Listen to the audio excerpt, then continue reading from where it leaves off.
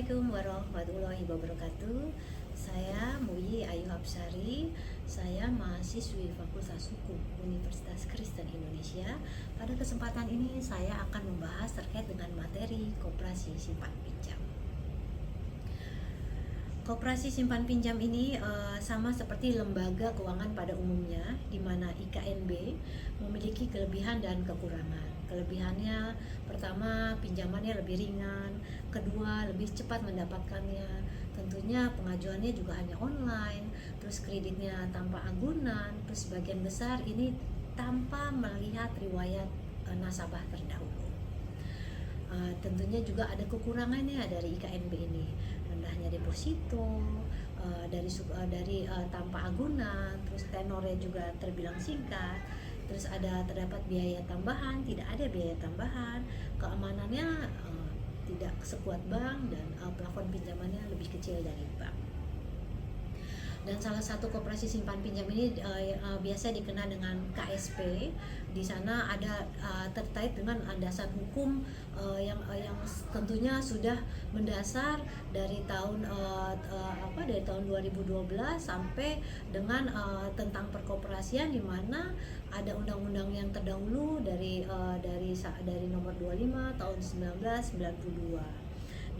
Tentunya dengan pasal-pasal yang undang-undangnya itu cukup jelas, di mana koperasi simpan pinjam itu menjalankan usaha simpan pinjam sebagai salah satu usaha, di mana koperasi merupakan badan hukum yang didirikan oleh perseorangan atau badan hukum koperasi dengan pemisahan kekayaan para anggotanya sebagai modal untuk menjalankan usaha, dengan tentunya memenuhi kebutuhan aspirasi, kebutuhan di bidang ekonomi, sosial, dan budaya sesuai dengan prinsip koperasi.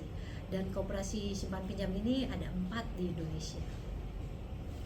Yang pertama adalah pendirian koperasi simpan pinjam itu harus melalui menteri, di mana koperasi simpan pinjam itu menghimpun dana dari anggotanya, terus memberikan pinjaman juga kepada anggotanya, dan menempatkan dana pada koperasi simpan pinjam.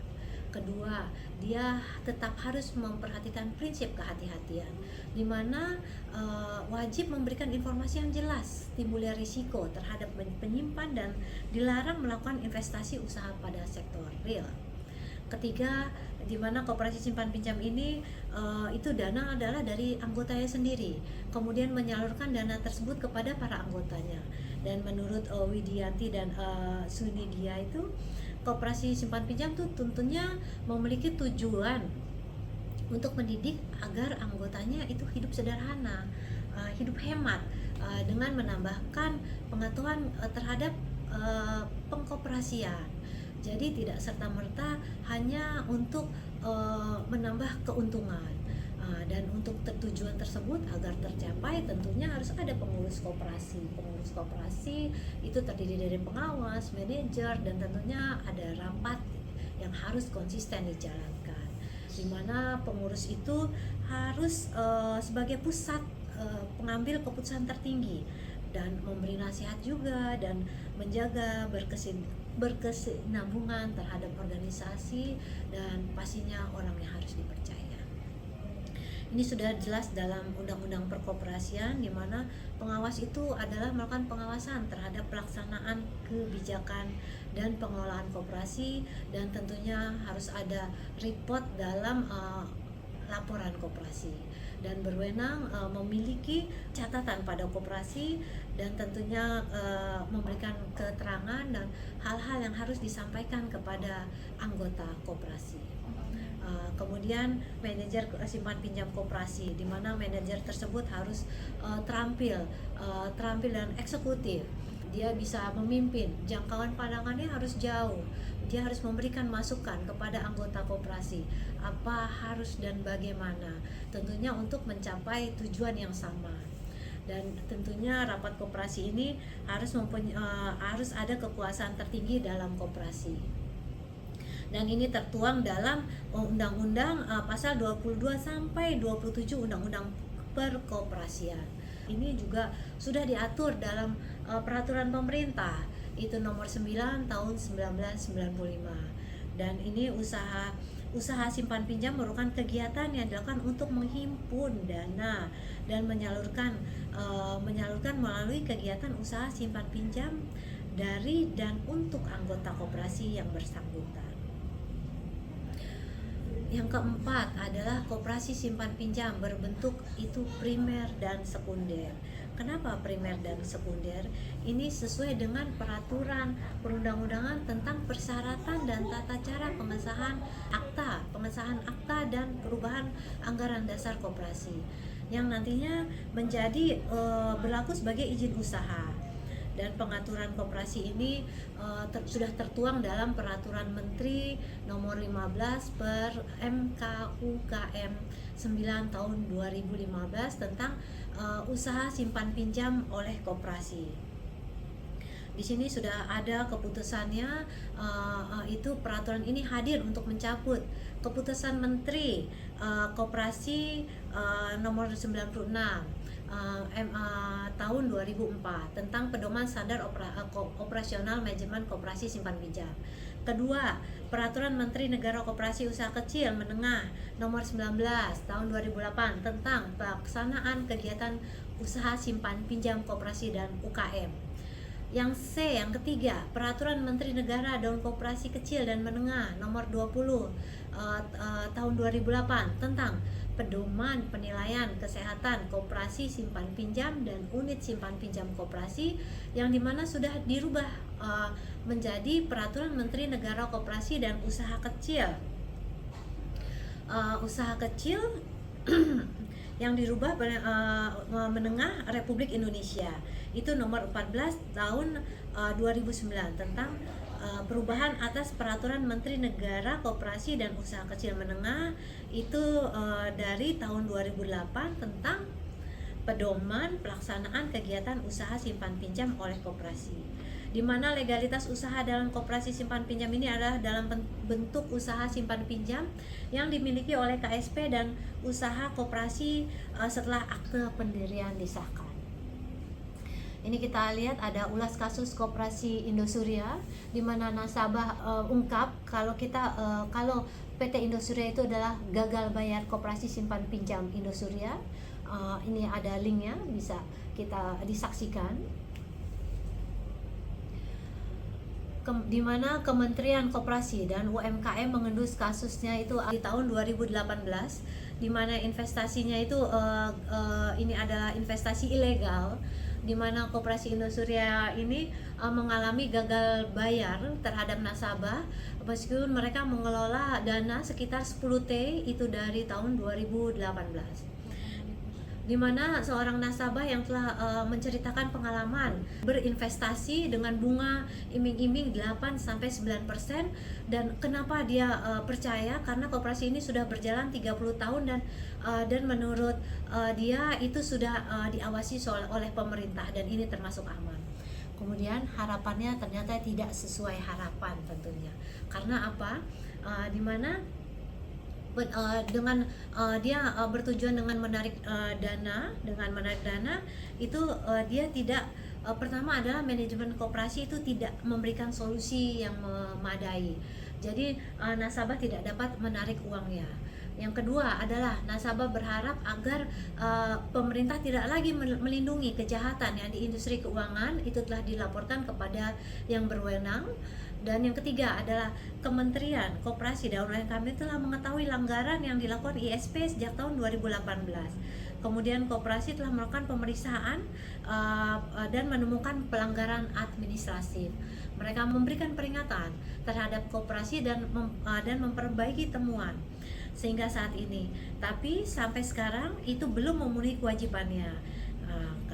Kita saksikan ini ada belajar dari kasus koperasi simpan pinjam Indosuria.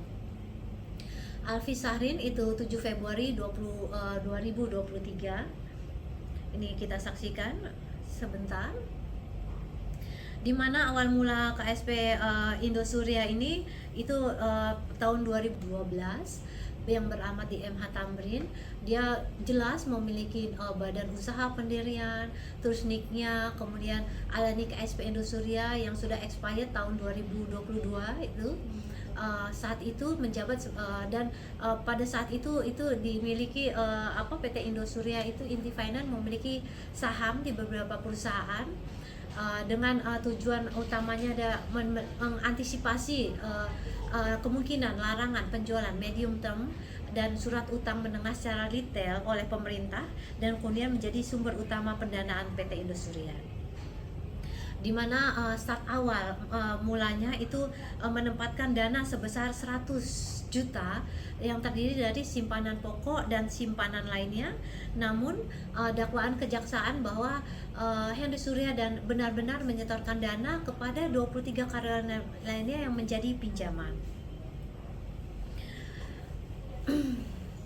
Henry Surya menjabat sebagai KSP Indosuria dari tahun 2012 sampai 2016, dan dia telah memiliki pengaruh yang signifikan. Artinya apa? Dia dalam pengambil keputusan kasus ini mencuat dengan bantuan Sumito sebagai direktur pelaksana dan Judi Indra sebagai kepala admin, itu mengembangkan bisnisnya ke berbagai wilayah di seluruh Indonesia dan memiliki 2 kantor pusat dan 191 cabang di seluruh Indonesia. Dan KSP Indosuria ini memiliki 23.000 orang mendapat kepercayaan. Tentunya faktor utamanya adalah, pertama adalah janji imbal hasil yang realistis dengan bunga 8-11%. Yang kedua adalah reputasi Indosuria yang sudah 30 tahun. Yang ketiga, kenapa orang percaya? Tenaga pemasar yang ahli dari bank. Yang keempat, iming-iming lagi tarif pajak yang rendah dari seharusnya, dari bunga deposito yang mencapai 20%, ini dia hanya 10%. Yang kelima, pembayaran hasil imbal yang lancar selama 8 tahun dan akhirnya orang menjadi percaya. Next, di mana KSP Indosuria mengalami kegagalan bayar nih pada tahun 2020 dengan pemahaman di mana 106 T mengalir. Nah, inilah kita perlu melihat dinamika bisnis jasa keuangan serupa dengan skema Ponzi. Pertama, sumber keuntungan. Sumber keuntungan artinya apa? Keuntungan itu berbeda dengan apa yang didapatkan dari debitur, apa yang dibayarkan kepada deposan. Kedua, model koperasi. Model koperasinya itu tetap harusnya memprioritaskan anggota koperasi dan pengguna uangnya. Namun pada kenyataannya itu keuangannya dipinjamkan kepada perusahaan. Ketiga adalah pinjaman ke perusahaan. Pinjaman ke perusahaan itu ada 27 perusahaan dengan pinjaman sekitar 524 M, dan mereka meminjam kepada 30 perusahaan. Ketiga ada pengaliran dana. Pengaliran dana ini merupakan sebesar 3,4% yang tidak jauh beda dengan NIM bank-bank lainnya. Kelima, itu adalah kegagalan bayar. Kenapa mengalami kesulitan bayar itu tahun 2022, di mana telah dikeluarkan dari rekening KSP yang diidentifikasikan, dan 88% itu mengalir ke KSP Indosuria yang sesama anggota. Next, jadi meskipun kerugian mencapai 106 T, sebagian dana tersebut itu dinikmati oleh anggotanya, dan 73% sisanya itu telah mendapat keuntungan dari Ponzi, dan 27% anggotanya mengalami kerugian. Mengapa Henry Surya diputus bebas? Pertama, majelis hakim melihat bahwa tidak ada dikategorikan sebagai tindak pidana untuk perbankan terkait dengan perhimpunan dana masyarakat. Terus yang kedua adalah sesuai dengan keputusan dari PKPU, penundaan kewajiban pembayaran hutang itu sesuai dengan nomor 66 tahun 2020 yang dikuatkan oleh keputusan kasasi yang menunjukkan bahwa sudah ada proses penyelesaian hukum melalui jalur perdata. Ini adalah jejak skandal Indosuria, pencetak sejarah hingga bikin banyak korban jadi gila. Kita saksikan di timdetik.com pada Sabtu 29 Oktober 2022 jam 11.25. Kita saksikan sebentar.